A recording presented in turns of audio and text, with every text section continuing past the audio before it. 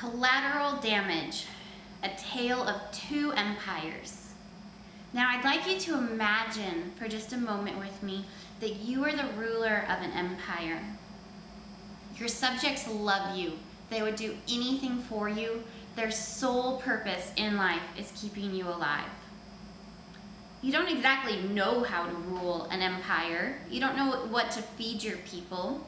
Your motto is, let them eat cake. Why not? There's an army from the north that comes down and lays siege to your city. So much fighting going on. There's so much smoke in the air that your food tastes like ash because all you can smell is this smoke. And you can't sleep at night because there's so much fighting going on. Over time, it just wears you down. You don't know how to fight against this army or to help your people. And you're just getting more and more tired. One night, the ruler bombs the city, killing all inside, good and bad alike. There's a remnant of the people that are still there with the ruler as you move back in and reclaim the city in its ruins. The army from the north has retreated. They limp back to their stronghold. So rebuilding time starts. But because of all of the mess and the bodies, the city becomes overrun with rats, and they bring with them fleas. So everyone's fighting against these rats. Not knowing what else to do, you put down rat poisoning everywhere, which kills the rats. That helps get rid of a lot of the fleas, but it makes all the people sick. And then this army from the north returns again, and the fighting resumes. After days and days, not knowing what else to do, one more time the ruler retreats and bombs the city, again killing good and bad alike, and takes the remnant that he has left over and looks at them and says, "Why are you doing this to me? Why are you failing me so much? I hate you. Why are you doing this to me?" The ruler has such a victim mentality of not knowing what's going on or how to change it. He takes what's left of his people and moves to a new location. But the cycle continues because we cannot avoid all of the plague and the pestilence and the attackers in our lives. They are always there. It is a constant battle. Now I contrast that with the next kingdom over. There's another ruler who feeds his army, makes sure that his army has fresh fruits and vegetables.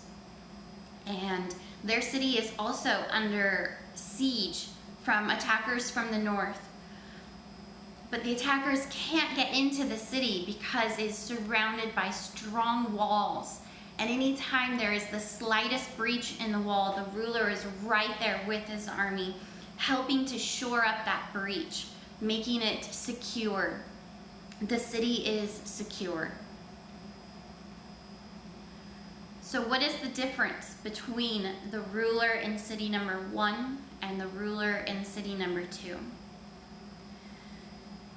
In number 1, that is like using prescriptions and chemicals and antibiotics to just cover up the symptoms. The symptom of the attackers from the north. Let's just bomb everything. We were overridden by bad bacteria. So we're gonna kill the good and the bad alike and start over. It sounds like a great theory, but unless we are maintaining our good soldiers inside of us, that just leaves us open for new pestilence to come in. How often have you taken an antibiotic and gotten a yeast infection afterwards? It's like the rats coming in. There's something else now that you've got to kill and fight off. And it's this constant battle of struggling against these attackers because we're just continually weakening our own forces by doing things that attack not only the bacteria and viruses and parasites against us, but when we're just carpet bombing the whole thing and killing good and bad alike, there's always so much more out there that can come in and invade. Whereas instead, if we are seeking to build strong immune systems that can stand against these attacks, it makes our lives so much easier, because a small little breach here, only a few bad bacteria get through, and we can quickly shore that up. We can quickly protect ourselves because our defenses and our foundation from the beginning was strong. I want to encourage you to stop looking at the symptoms. The attackers from the north were just a symptom of bad defenses with them getting through, because there will always be bacteria attacking us and viruses and parasites. We are constantly under attack every day. And the solution is to start taking care of ourselves, our bodies, to build up strong walls of defenses. If you're unsure of how to build your immune system, if you've been struggling for years just fighting over and over all these ongoing symptoms, I want to encourage you to go to nhwarriors.com. We'd love to help you to build up your immune system so that you can stand strong against all of the attackers in the outside world. I'm Tirza Hawkins, board-certified holistic health practitioners. This has been another episode of Natural Health Warriors. I encourage you, go to nhwarriors.com.